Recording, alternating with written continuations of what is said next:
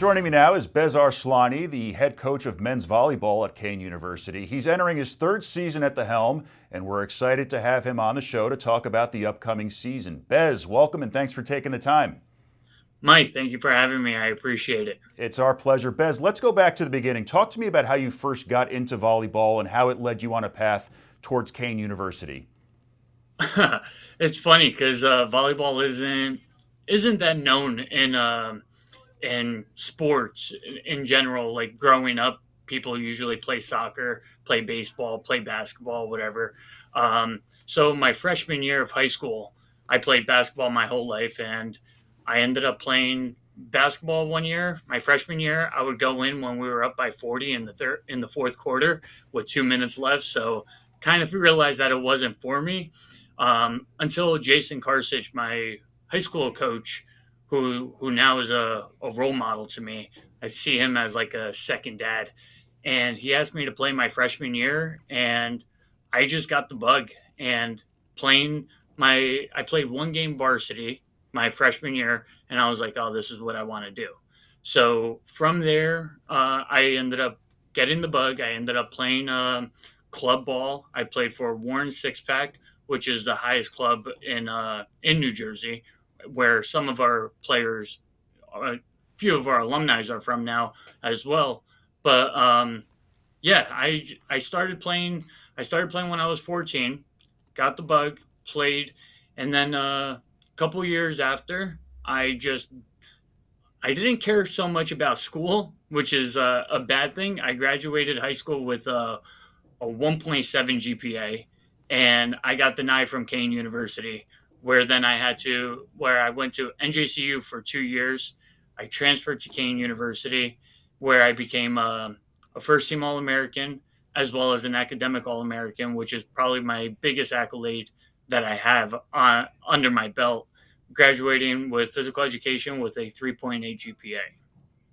Good for you. Quite the turnaround. Now, Kean University may be a D3 school, but you guys have what looks like a D1 sports facility. How much have the accommodations changed for athletes since you've been there 10, 15 years ago?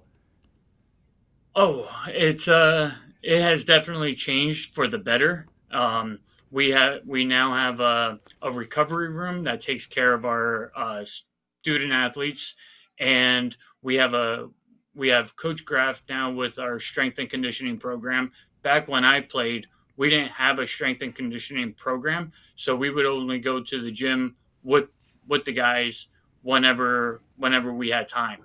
So now that we have all those stuff that Kean University offers, definitely helps our team get better in the long run and to maintain their bodies.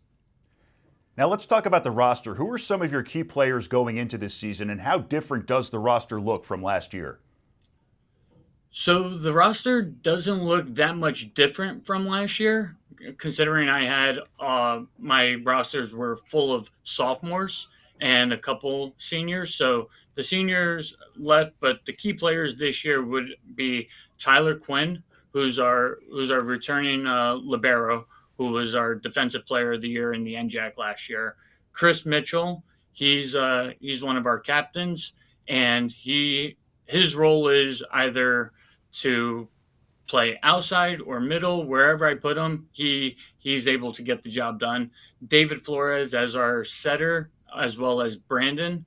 Brandon's also one of our setters who could get the job done. And I think the difference between last year and this year is that I have players that could get the job done, whether they're on the bench or on the court. Now, this is kind of an offbeat question. I notice you have players on your roster that range in height from 5'7" to 6'9". How do you strategize in terms of height? The way volleyball works is so you're probably not going to put the shorter people in the front row. However, if they can jump and they do have a nice arm swing, you will put them in the front row to attack and whatnot. But the taller players usually stay in the front for blocking purposes and attacking, and usually those are the ones that don't have the greatest ball control. So the shorter players have the better ball control and can play defense really well. So they're usually in the back row. But overall, depending on their skill level, will determine where they end up. Now, this is going to be your fourth season, your third full season. Are you going to do anything different than you've done in years past, or are you planning on taking the same approach?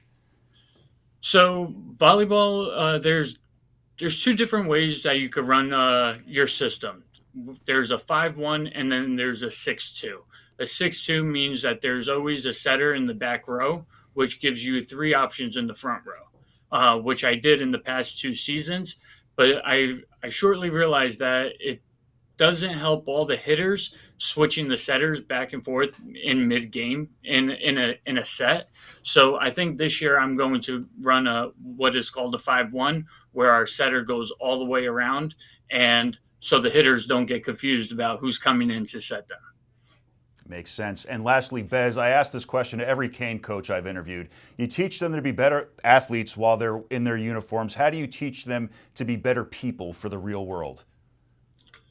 The players that I have are great kids. All of them do really well academically, and in the class, I teach them to be better players out of volleyball, just so they get ready for the real world. And what I mean about that is when I teach them how to be accountable for one of their mistakes or to be on time for practice. If I have a practice at 6 a.m., everybody shows up. So there's no reason why they shouldn't be showing up for their classes and whatnot. And the way I go about coaching is with tough love. And those conversations are hard to have sometimes, but they're going to have those conversations in the future. So I prepare them that when they're able to have those conversations with me, and when they do have those conversations, they won't struggle with them with their future bosses or colleagues in the future. That's great preparation for them. Bez, thanks so much for coming on, and best of luck this season. Thank you very much. I appreciate it.